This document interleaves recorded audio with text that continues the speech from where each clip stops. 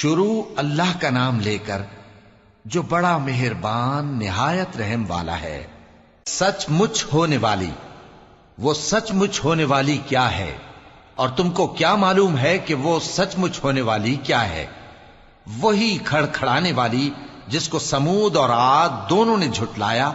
سو سمود تو زبردست زلزلے سے ہلاک کر دیے گئے، رہے عاد تو ان کو نہایت زوردار آندھی سے تباہ کر دیا گیا۔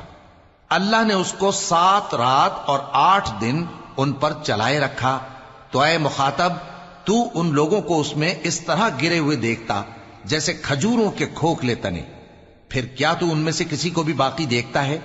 اور فرعون اور جو لوگ اس سے پہلے تھے اور وہ جو الٹی ہوئی بستیوں والے تھے سب گناہ کے کام کرتے تھے، سو انہوں نے اپنے پروردگار کے پیغمبر کی نافرمانی کی تو اللہ نے بھی ان کو بڑا سخت پکڑا۔ جب پانی طغیانی پر آیا تو ہم نے تم لوگوں کو کشتی میں سوار کر لیا تاکہ اس کو تمہارے لیے یادگار بنائیں اور یاد رکھنے والے کان اسے یاد رکھیں۔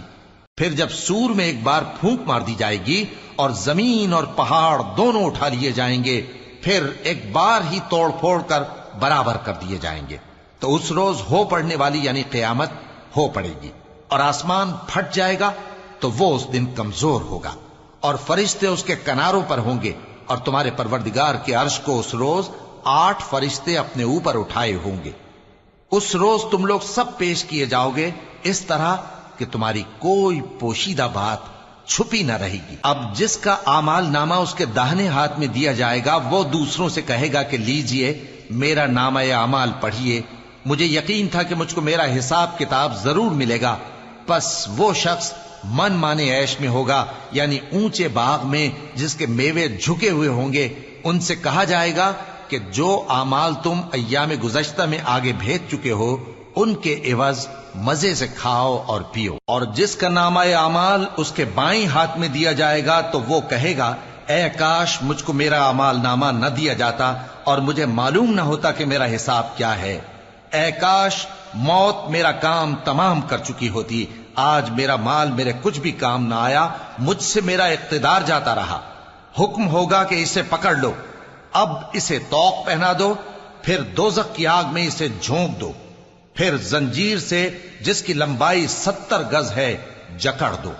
یہ نہ تو اللہ عظمت والے پر ایمان لاتا تھا اور نہ فقیر کے کھانا کھلانے کی ترغیب دیتا تھا، سو آج اس کا بھی یہاں کوئی دوست نہیں اور نہ اس کے لیے کوئی کھانا ہے سوائے زخموں کے دھون کے، جس کو گناہگاروں کے سوا کوئی نہیں کھائے گا۔ سو میں ان چیزوں کی قسم کھاتا ہوں جو تم کو نظر آتی ہیں اور ان کی جو تمہیں نظر نہیں آتی، کہ یہ قرآن ایک معزز فرشتے کا پہنچایا ہوا کلام ہے، اور یہ کسی شاعر کا کلام نہیں، مگر تم لوگ بہت ہی کم ایمان لاتے ہو، اور نہ کسی کاہن کا قول ہے، لیکن تم لوگ بہت ہی کم غور و فکر کرتے ہو۔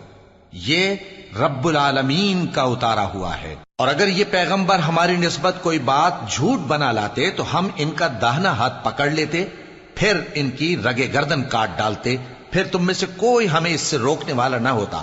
اور یہ کتاب تو پرہیزگاروں کے لیے نصیحت ہے، اور ہم جانتے ہیں کہ تم میں سے بعض اس کو جھٹلانے والے ہیں۔